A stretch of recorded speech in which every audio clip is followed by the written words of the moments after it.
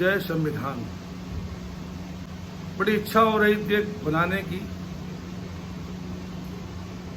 उसका कारण है कि जिस तरह से कल 1 जुलाई को हमारा शुभारंभ किया गया, पिछले 10 सालों से 2014 में जब मोदी गवर्नमेंट आई थी,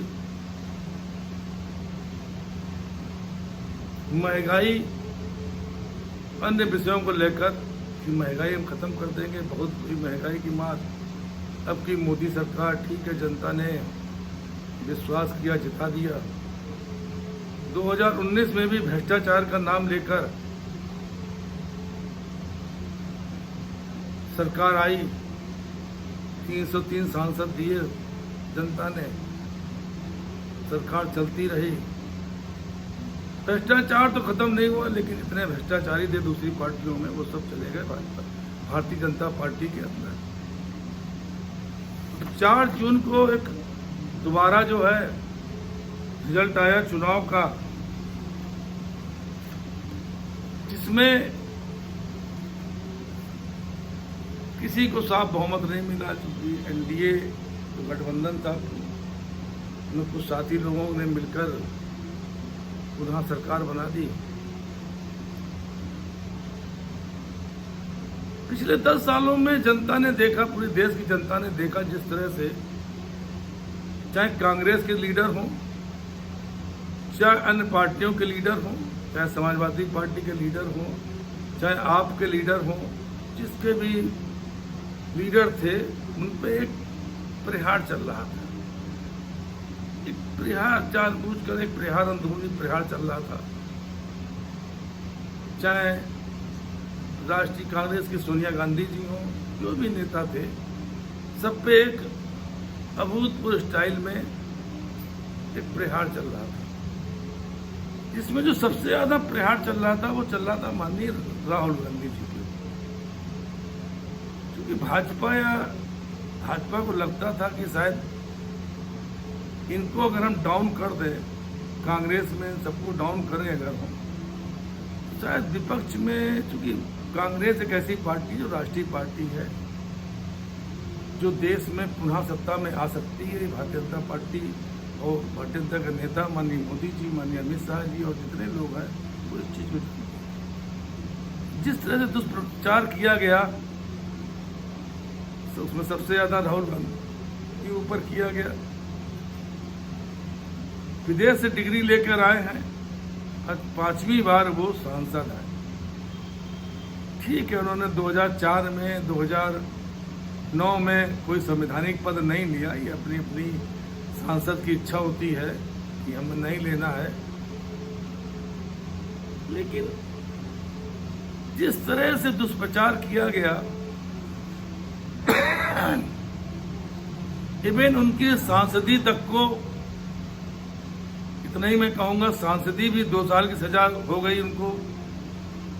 सांसदी तुरंत चली गई, जबकि इंतजार किया था, उसमें 30 दिन का समय था, इंतजार नहीं किया सरकार ने, सांसदी भी चली गई, तुरंत घर खाली करा दिया। कभी उनसे पप्पू बोला जा रहा था, कभी शहजादे बोला जा रहा था, कभी कुछ बोला जा रहा था। तो जिस तरह से ईडी ने 55 घंटे बैठाला, तो जिस तरह से दुष्प्रचार चल रहा था कि इनकी छवि को हम धूमिल कर दें।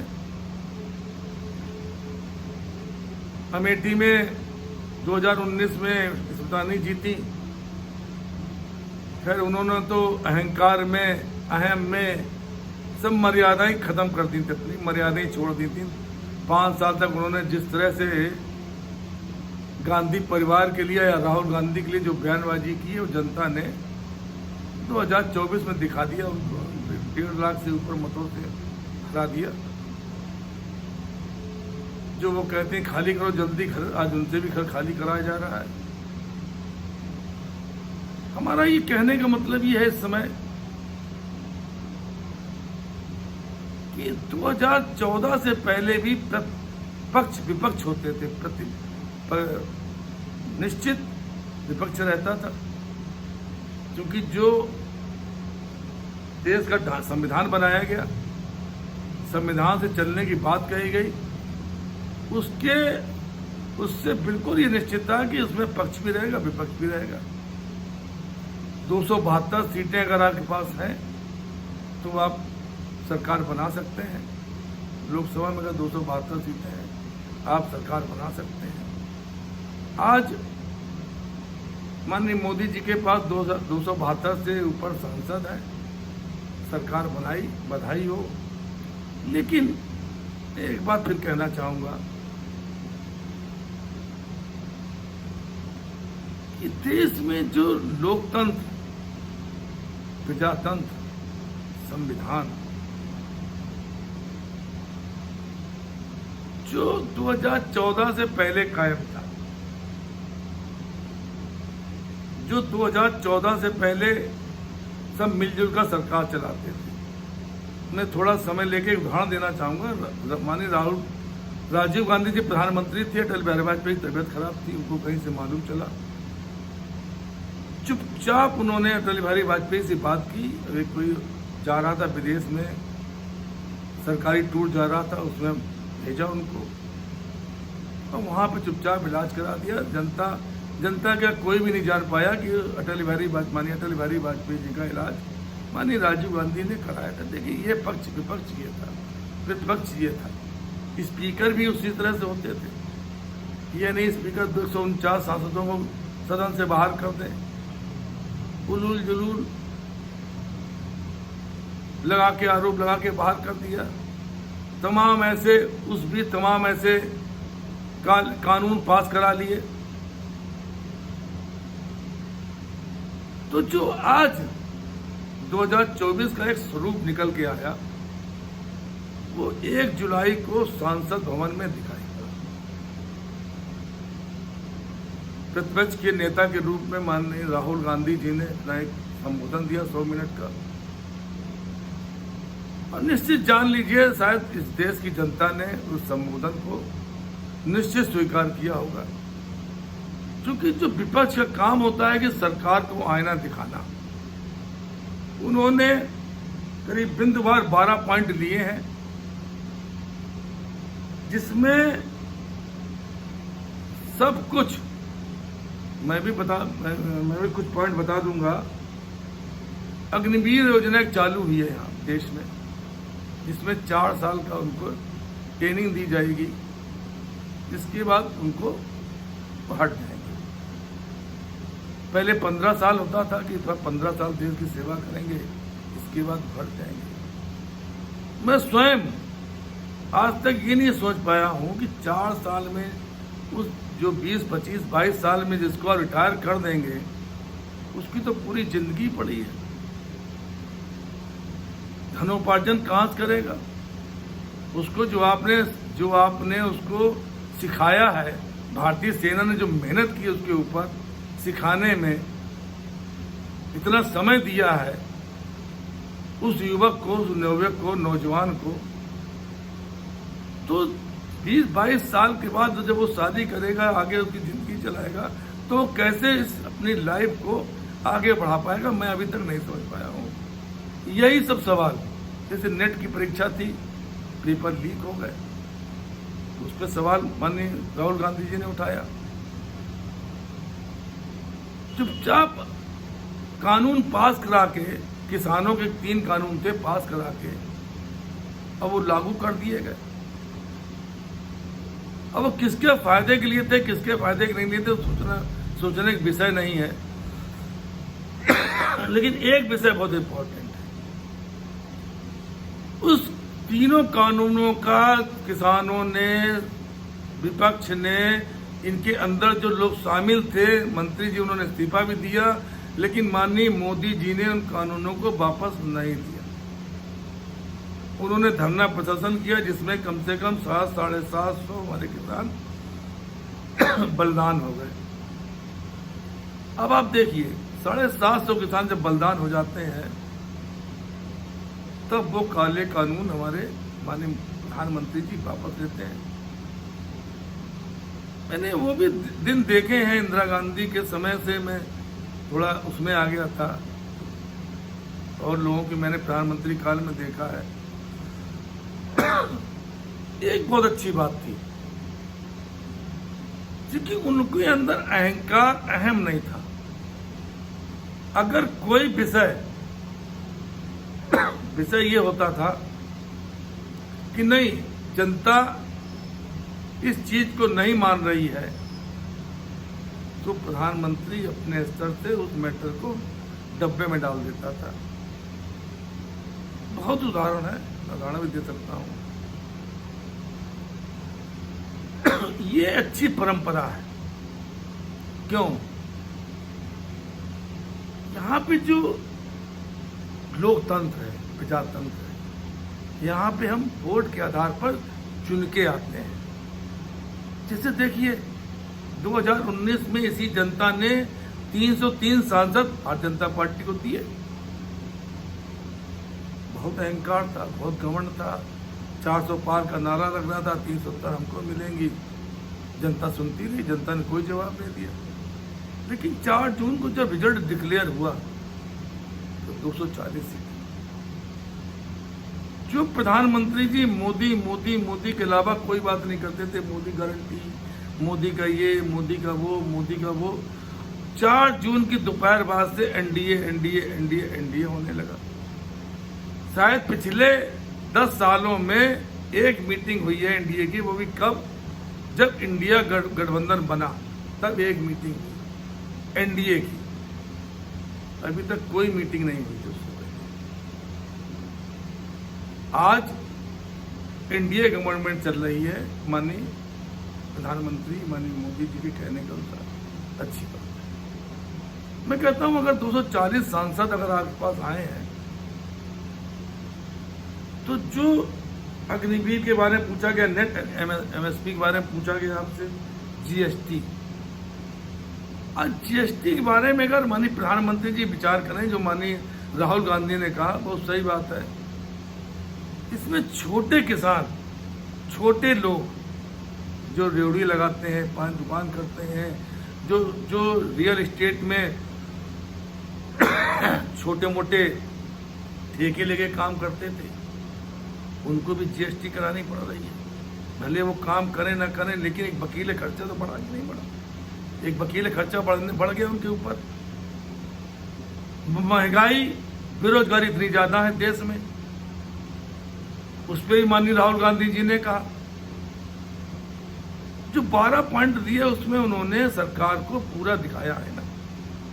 अखिलेश यादव जी ने भी दिखाया और जितने विपक्ष के लोग थे उन्होंने पूरा आईना दिखाया सरकार को कि साहब यही है।